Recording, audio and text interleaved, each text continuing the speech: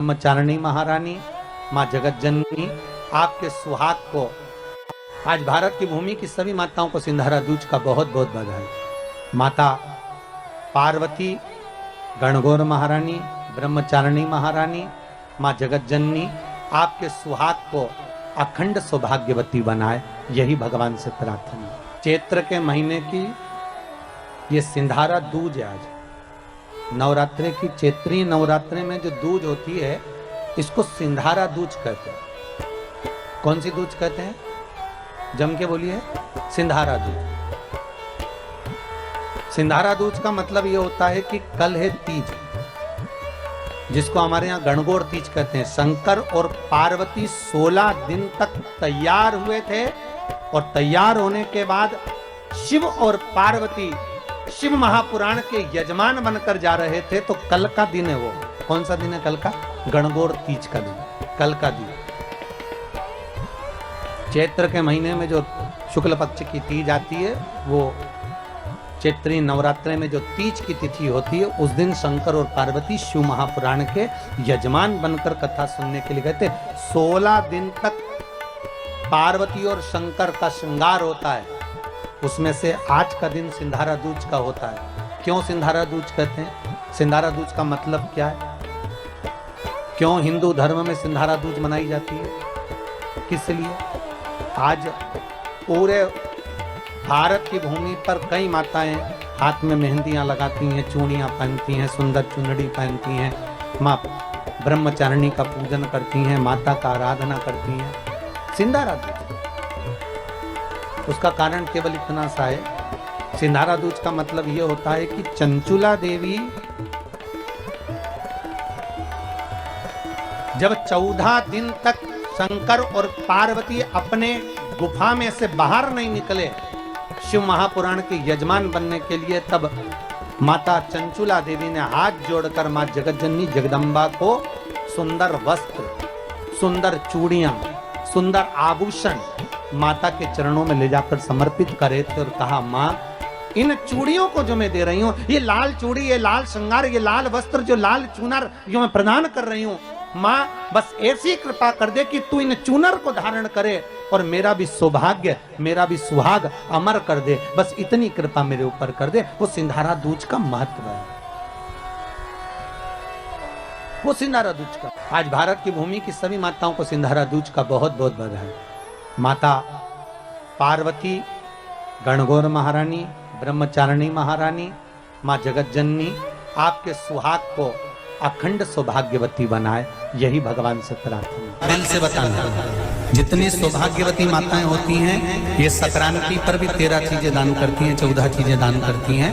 बीच में कोई 16 सोमवार का उद्यापन करेंगी तो भी सुहाग की सामग्री देंगी, उद्यापन करेंगी तो भी सुहाग की सामग्री देंगी, कोई कार्य करेंगी तो भी सौभाग्य की सामग्री देंगी। सौभाग्य की सामग्री का दान क्यों किया जाता है? सौभाग्य सूचक वस्तुओं का दान क्यों किया जाता है? सौभाग्य की वस्तुएं क्यों प्रदान करी जाती है, क्यों दी जाती है? उसका कारण क्या है?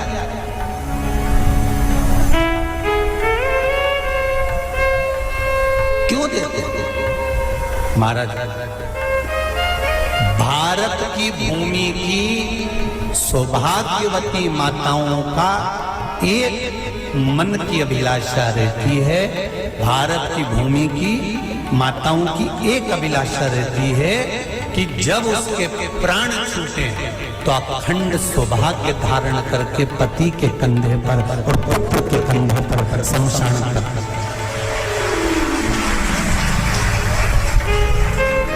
ये भारत की भूमि की माताओं की सोच है, उनके मन का संकल्प, उनके मन का भाव।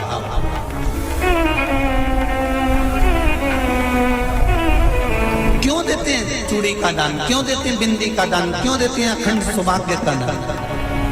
किस महाराज?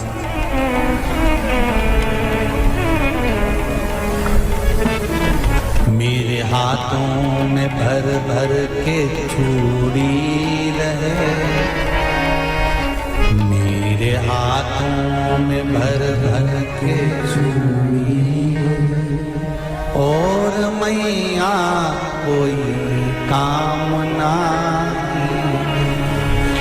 मेरे मस्तक पे चमकती चूनर रहे, मेरे मस्तक पे चमकती चूनर रहे, और मैया कोई कामना,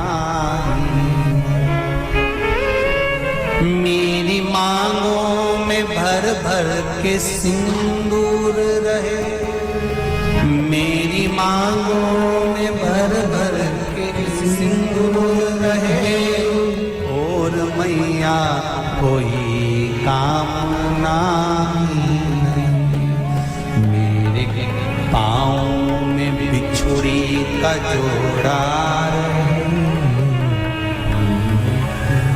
एक बिछुड़ी नहीं, कितनी, 2, 3, 4, 5, एक एक पाँव में जोड़े से बिछुड़ी होना चाहिए, केवल एक नहीं, सिंगल नहीं। वो तो आजकल का फैशन हो गया महाराज, जो केवल एक बिछुड़ी धारण कर लो उसी में फैशन दिखे।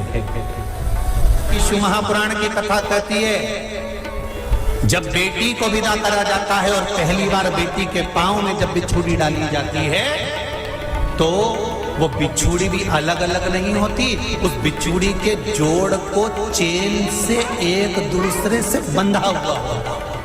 बोलो सही है कि गलत है?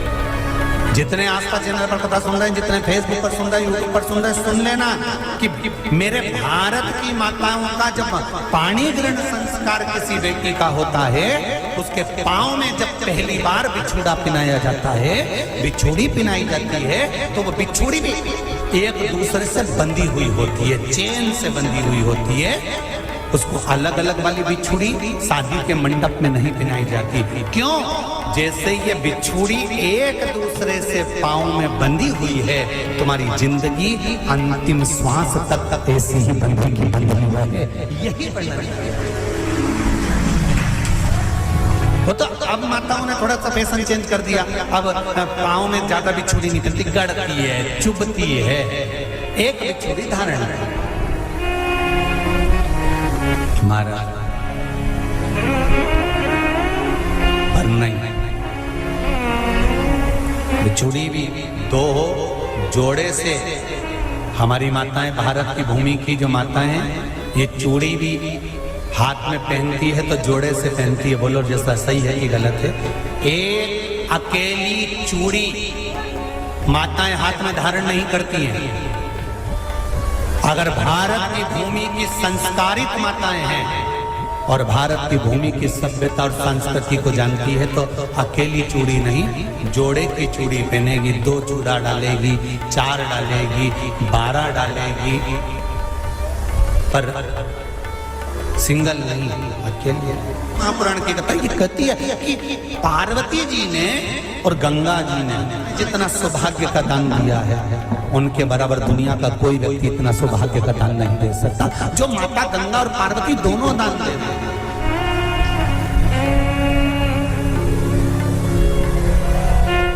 प्रतिदिन दे रहे हैं। और अब तो फैशन आ गया, तुम लोग जो सौभाग्य का दान देते हो प्लास्टिक की डलिया में देते हो, पर एक एक पुराण को उठा कर देख लेना, एक एक अध्यापन को उठा कर देख लेना। जितनी तुम कथा तुम्हारे घर में छोटी छोटी कथाओं की पोथियां पढ़ी हो, उनको उठा कर देख लेना। उसमें नहीं लिखा कि प्लास्टिक की डलिया में सौभाग्य की वस्तु का दान दिया जाता है। उसमें लिखा है बांस की पिटारी में, बांस की डलिया में सौभाग्य की वस्तुओं का दान दिया जाए। क्यों?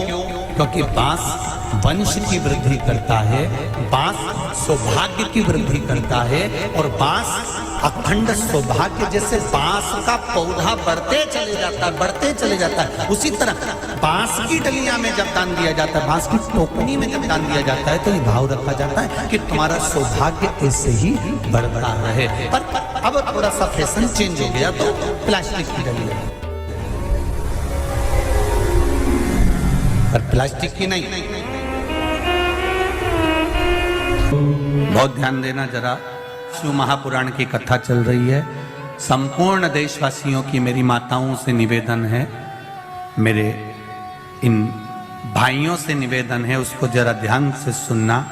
व्रत करते हैं ये किसी दूसरे के नहीं है। तीज का व्रत माता पार्वती का, छठ का व्रत माता पार्वती का, चतुर्थी का व्रत माता पार्वती का, ये सारे व्रतों की शुरुआत गंगा और पार्वती ने अपने बल से। माता सिंदूर भर रही हैं, मांग में सिंदूरा भरा जा रहा है, मांग में कंकु भरा जा रहा है, मांग में सिंदूर भरा जा रहा है, और वो सिंदूर नाक पर गिरता है। वो सिंदूर नासिका पर गिर गया तो कहते हैं कि कोई काल आने वाला था पति के ऊपर, वो काल टल गया और नाक पर सिंदूर आया तो नारी का सौभाग्य और अखंड हो गया, ये शास्त्र कहता है।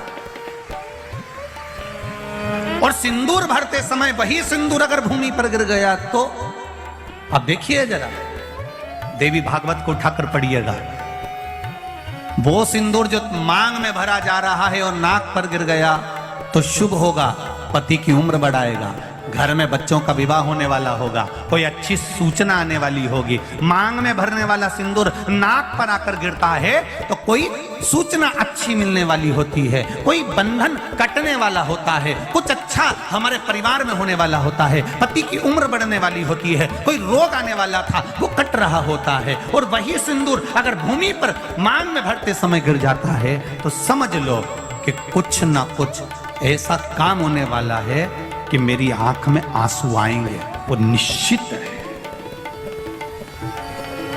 वो निश्चित है। चाहे वो किसी प्रॉपर्टी के चक्कर में हो, परिवार के चक्कर में हो, नातों के चक्कर में हो, पुत्रों के चक्कर में हो, बेटियों के चक्कर में हो, पति के चक्कर में हो, रिश्तेदारों के चक्कर में हो, कुटुंब मायका ससुराल के चक्कर में हो, पर निश्चित है कि नेत्र में जल जरूर आएगा, ये निश्चित था। क्योंकि भूमि पर वो सिंदूर अगर नाक पर गिरा है तो शुभ है, पर वही सिंदूर अगर भूमि पर गिरा है तो वो अशुभ है। आप किसी देवी मंदिर में दर्शन करने के लिए गए,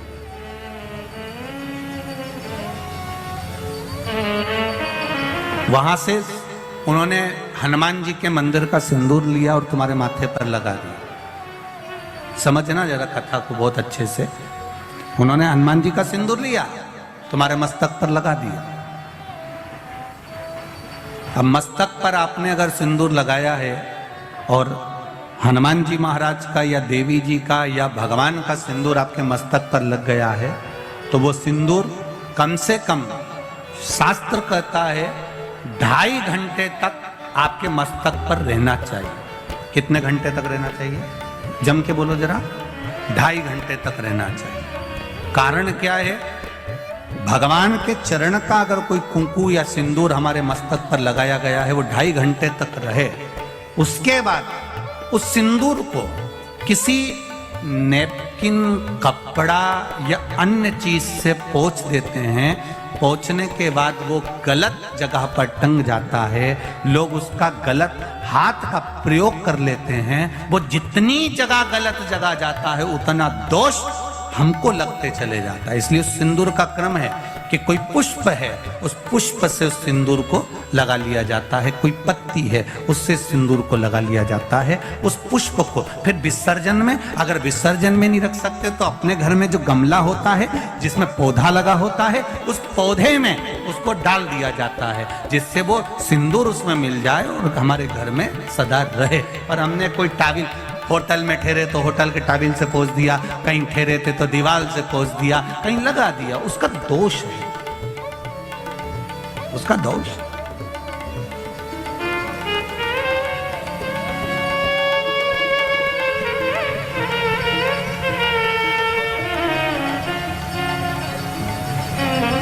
कितना सुंदर बात कहा गया है। नारी मस्तक पर मांग में सिंदूर भर रही है, नाक पर गिरा शुभ है, जमीन पर गिरा शुभ है, जमीन पर गिरा वो शुभ है, पर मांग का सिंदूर नाक पर आया।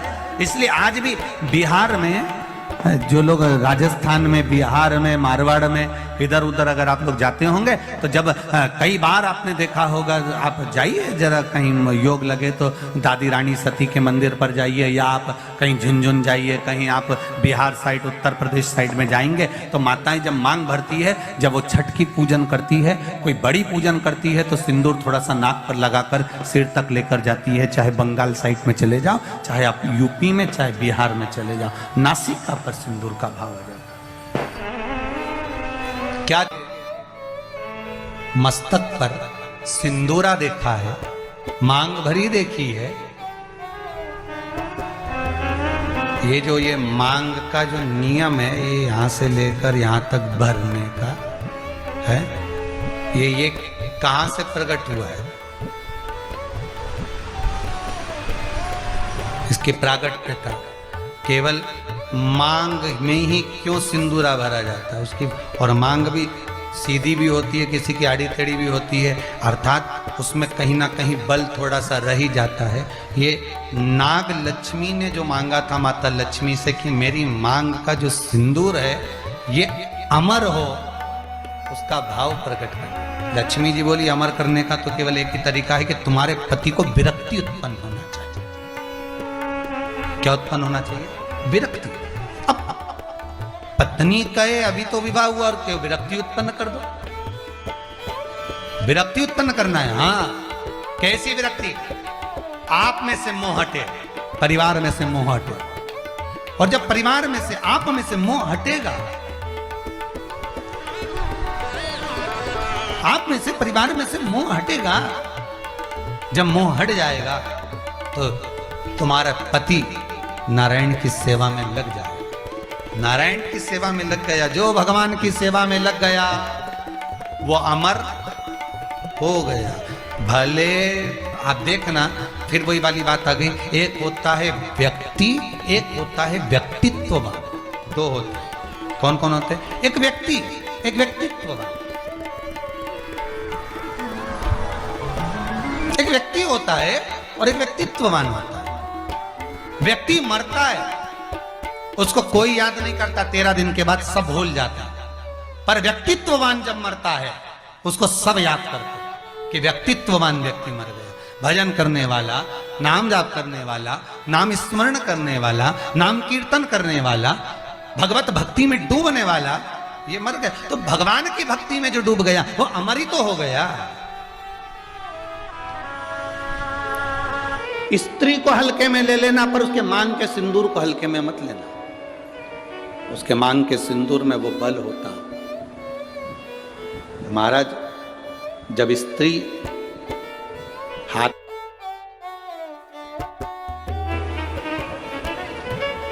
स्त्री को हल्के में ले लेना, पर उसके मांग के सिंदूर को हल्के में मत लेना। उसके मांग के सिंदूर में वो बल होता। महाराज, जब स्त्री हाथ में सिंदूरा लेती है ना, आपके इधर कैसे सिंदूर लगाते हैं हमको तो नहीं मालूम, पर सुहागन स्त्री, जिसकी शादी हो गई, वो स्त्री जब अपने हाथ में सिंदूरा लेती है, स्त्री कभी भी सिंदूर जब लगाती है तो सिंदूर की डब्बी को कहीं रखकर नहीं लगाती, हमेशा याद रखती। जिस नारी सिंदूरे को नीचे रख दिया, या सिंदूरे को अलमारी पर रख दिया, या सिंदूरे को टेबल पर रख दिया और उसमें से लेके सिंदूर लगा रही है, तो वो नारी, हाँ, एक जगह पर सिंदूरा रखा जा सकता है, जब आप सुहागल कर रहे हो, कोई पूजन कर रहे हो, तो आप देवी जी को, गणेश जी को जो सिंदूर चढ़ा रहे हो वो चढ़ा हुआ जमीन पर भी रखा हुआ मांग में धर सकते हो। पर जब आप स्वयं 16 श्रृंगार कर रहे हो, उस जगह पर सिंदूरा जमीन पर नहीं रखा जाता। सिंदूरा जमीन पर रखा हो और नारी मांग का सिंदूर भरती हो तो पति को रोग ग्रसित करता ही है, पति रोगीला होता ही है, ये निश्चित है। उसका पति रोगीला जरूर होगा, ये निश्चित है। उसको रोग जरूर घेरेगा, ये पक्का है। स्त्री जब सिंदूरा में, यहां तक शास्त्र प्रमाण देता है कि एक दुल्हन पहली बार जब मांग भरती है और पति उसकी मांग भरता है, तो पति के भी हाथ में सिंदूरा पकड़ाया जाता है और पति अपने हाथ से उस मांग को भरता है। पति के हाथ में सिंदूरा पकड़ाया जाता है। वो सिंदूरा साधारण नहीं है।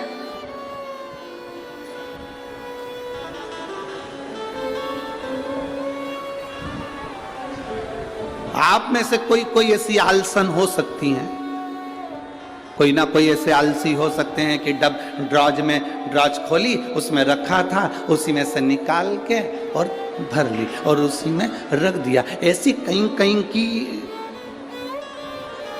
मिस इंडिया हो सकती है, ऐसी कहीं कहीं की।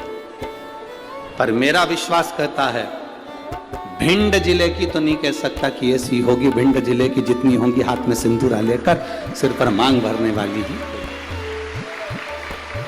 सिंदूरा हाथ में लेकर, तो स्त्री को हल्के में ले लो पर उसके सिंदूर को हल्के में नहीं ले सकते। सिंदूर में वो बल होता है। श्री शिवाय नमस्तुभ्यम। ये महाराज जी ने सिलारा दी जो नवरात्र के उपाय बताए। एक उपाय महाराज जी ने ये भी बताया कि शिवरात्रि में जो पार्थिव शिवलिंग, 2 पार्थिव शिवलिंग इसी गमले में, अगर आप 2 शिवलिंग नहीं बनाना चाहते तो एक शिवलिंग बना लीजिए गमले में, और एक ऐसी डेली जैसी जैसे पिंडी वाली माता रानी होती है वैसे बना के पूजन करता है तो उसकी सभी मनोकामनाएं पूर्ण होती हैं। श्री शिवाय नमस्तुभ्यम।